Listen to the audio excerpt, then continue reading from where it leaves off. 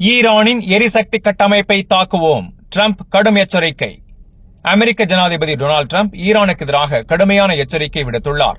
Hormuz நீரிணையை மீண்டும் திறக்கவில்லை என்றால் ஈரானின் மின் நிலையங்கள், எண்ணெய் கிணறுகள் மற்றும் முக்கியமான கார்க் தீவு போன்ற சிவில் எரிசக்தி கட்டமைப்புகளை குறிவைத்து தாக்குவோம் என அவர் தெரிவித்துள்ளார்.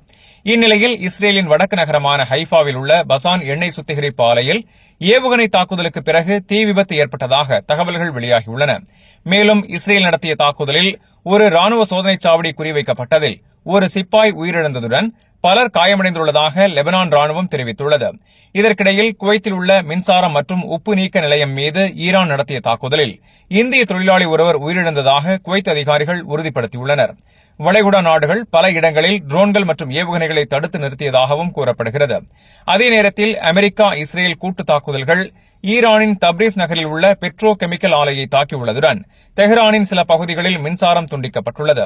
இதற்கு பதிலடியாக ஈரான் தெற்கு இஸ்ரேலில் உள்ள தொழிற்பேட்டை ஒன்றை குறிவைத்து தாக்கியுள்ளது. இதனால் அங்கு தீ விபத்து ஏற்பட்டதுடன் ரசாயன கசிவு அபாயம் இருப்பதாகவும் அச்சம் எழுந்துள்ளது.